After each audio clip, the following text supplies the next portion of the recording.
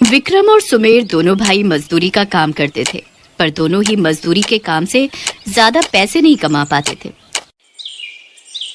क्या हुआ माँ, आज फिर से वही दाल? कोई सब्जी बना लेती। क्या करूं बेटा, सब चीज तो महंगी है और हम इतना खर्च नहीं कर सकते ना बेटा। तुम दोनों सारा दिन मेहनत मजदूरी से जितना भी कमा कर लाते हो, उससे मैं जो बन पड़ता है बना लेती हूँ।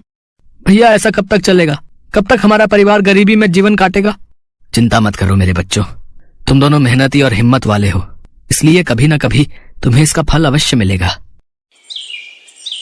सुनो सुनो गांव वालों सुनो, महाराज ने घोषणा की है, राज्य में जो कोई भी महाराज के द्वारा दी गई शर्त को पूरा करेगा, महाराज उसे अपना आधा राज्य सौंप देंगे। अभी तक दूर दूर से आए लोग भी इस शर्त को पूरा नहीं कर पाए। जो कोई भी इस मौके का फायदा उठाकर अमीर बनना चाहता है, वो महाराज से मिल सकता है। सुनो सुनो सभी नगर वासियों, ध्यान से सुनो। मैं जाऊंगा महाराज से मिलने और उनका आधा राज्य और आधी संपत्ति जीत कर लाऊंगा। भैया मैं भी आपके साथ चलता हूँ। नहीं भाई, पीछे से किसी का घर पर होना भी जरूरी है, ना जाने मुझे कितना समय लग जाए, इसलिए तुम माँ बापू के साथ घर पर रहो। विक्रम राजमहल पहुंचता है। देखो युवक, मेरे अस्तबल में 3 घोड़े बंधे हैं, तुम्हें पूरा एक दिन उन तीनों घोड़ों के साथ बिताना होगा। वे घोड़े पूरा दिन क्या खाते हैं, इसकी सारी खबर देनी होगी। यदि तुमने गलत उत्तर दिया तो 100 कोड़े खाकर खाली हाथ घर लौटना पड़ेगा। महाराज मुझे आपकी शर्त मंजूर है। शर्त के मुताबिक अस्तबल से घोड़ों को छोड़ दिया जाता है और वे तीनों घोड़े हवा से बातें करते हुए जंगल की ओर दौड़ने लगते हैं। ये घोड़े तो बहुत तेज दौड़ रहे हैं, मैं तो इतना तेज दौड़ भी नहीं पाऊंगा।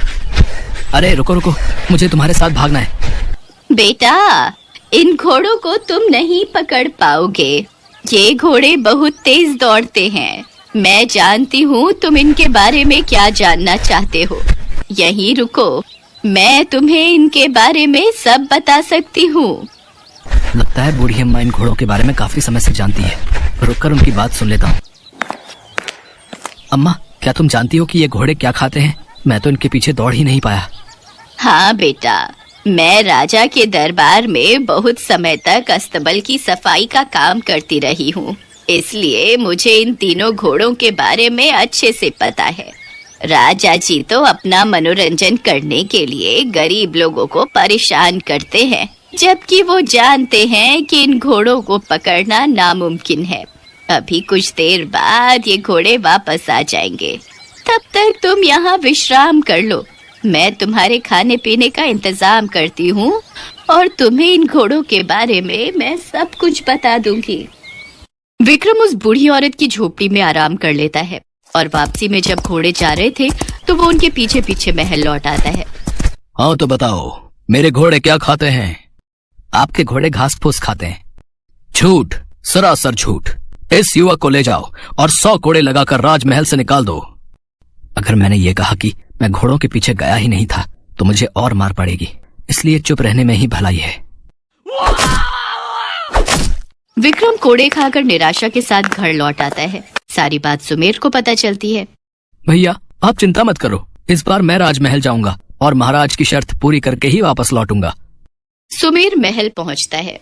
ठीक है, पर याद रहे, अगर तुमने शर्त पूरी नहीं की तो तुम्हें भी 100 कोड़े खाकर वापस लौटना होगा।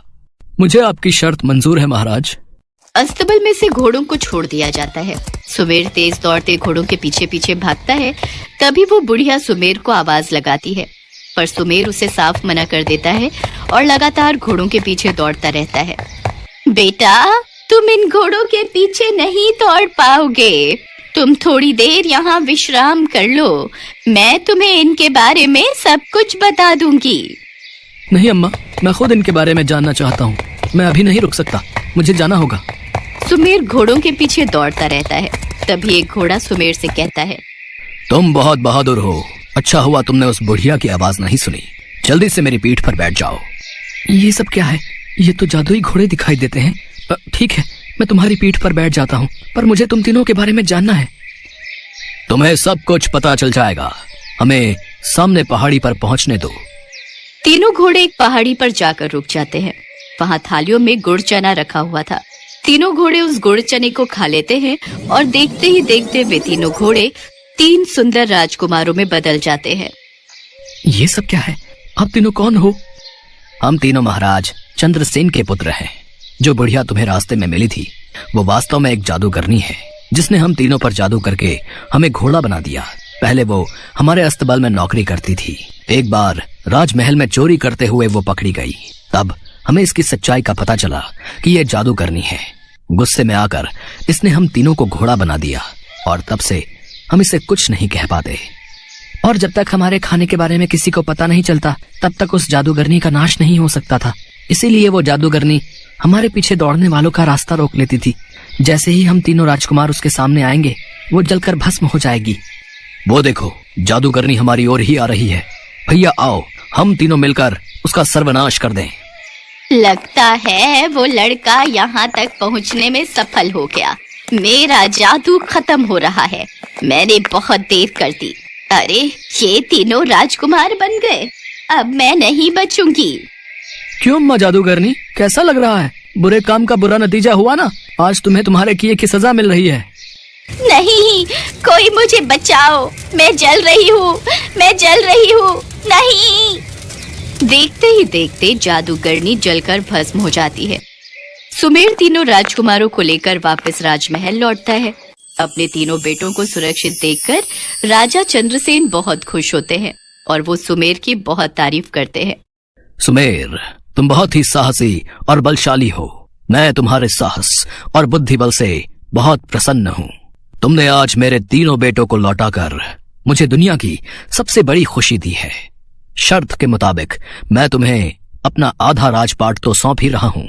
साथ ही साथ मैं अपनी बेटी सुकन्या का विवाह भी तुमसे करने के लिए तैयार हूँ।